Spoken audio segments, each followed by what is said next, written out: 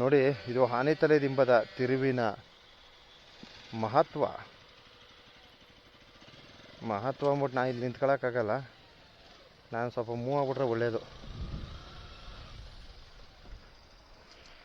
ಹೊಂಟಲ್ಲಿ ಗಾಡಿಗಳು.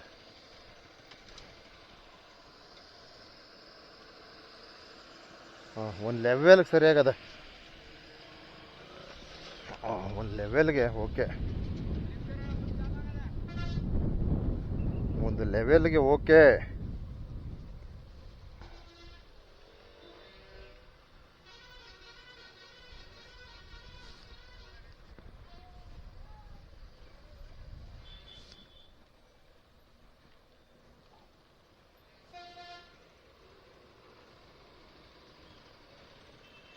ಇವರು ಮೂವ್ ಆಗೋದು ಅವರು ಬರೋದು ಚೆನ್ನಾಗಿರಲ್ಲ.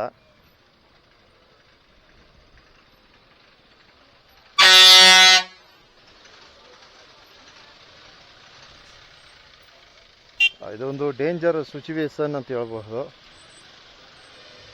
ಏನಕ್ಕೆ ಡೇಂಜರ್ ಸಿಚುವೇಶನ್ ಅಂದರೆ, ಈ ಆನೆತಲೆ ದಿಂಬ ತಿರುವಿರೋದೇ ಹಂಗೆ, ಅದಕ್ಕೋಸ್ಕರ, ಇನ್ನೇನಕ್ಕಲ್ಲ. ಇನ್ನೂ ಗಂಟೆ ಗಟ್ಟಲೆ ಇರ್ತದೆ ಇದು, ಏನು ಮಾಡೋಕ್ಕಾಗಲ್ಲ. ಅಡ್ಜಸ್ಟ್ ಮಾಡ್ಕೊಂಡು ಹೋಯ್ತಾ ಇರಬೇಕು ಅಷ್ಟೇ.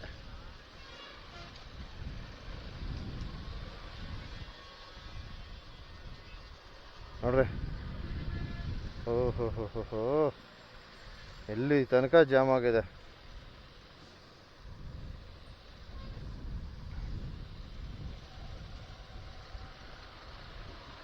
ಫುಲ್ಲು ಕೆಳಗಡೆ ಗಂಟಲು ಜಾಮೆ.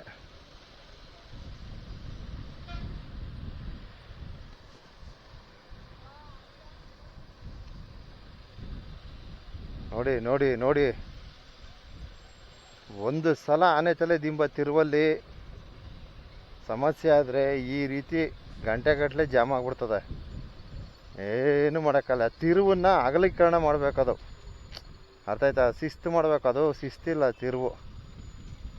ಒಂದು ಬಸ್ಸು ಬಿದ್ದೋಗೋ ಮಟ್ಟಕ್ಕಾಗತ್ತೆ, ಅರ್ಥ ಆಯ್ತಾ? ಅದರಿಂದ ತಿರುವಿನ ಸ್ವಲ್ಪ ಸರಿಪಡಿಸ್ತಕ್ಕಂಥ ಕಾರ್ಯಕ್ಕೆ ಮುಂದಾಗಬೇಕು. ನೋಡಿ, ಇಲ್ಲೆಲ್ಲ ಸಿಕ್ಕಾಕೊಂಡು ಏನು ಮಾಡೋಕ್ಕಾಗಲ್ಲ ನೋಡಿ.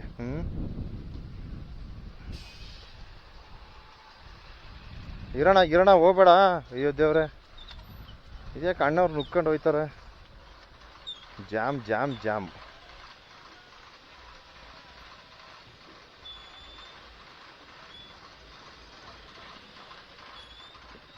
ಯಾಕೆ ಈಗ ನುಗ್ತಿದ್ದಾರೆ ಇವರು? ನುಗ್ಬೇಡಿ, ಇರ್ರಪ್ಪ.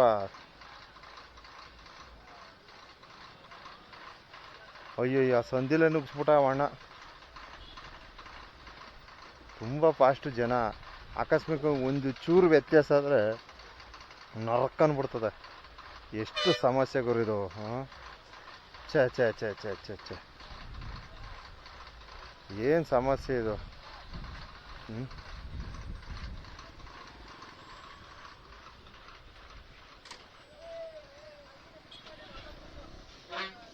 ಇದು ಆನೆತಲೆ ದಿಂಬ ತಿರುವಿನ ಮಹತ್ವ.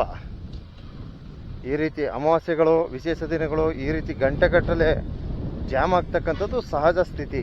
ಆದ್ದರಿಂದ ನಾವು ಒಂದು ಮನವಿ ಮಾಡೋದಾದರೆ, ದಯವಿಟ್ಟು ಮುಂದಿನ ದಿನಗಳಲ್ಲಿ ಈ ರಸ್ತೆ ಅಗಲೀಕರಣ ಆಗಬೇಕು ಆನೆತಲೆ ದಿಂಬ ತಿರುವಿನಲ್ಲಿ ಅಂತ ಒಂದು ಮನವಿ ಅಷ್ಟೇ, ಇನ್ನೇನು ಇಲ್ಲ. ವಿಡಿಯೋ ಉದ್ದೇಶನೇ ಅಷ್ಟು.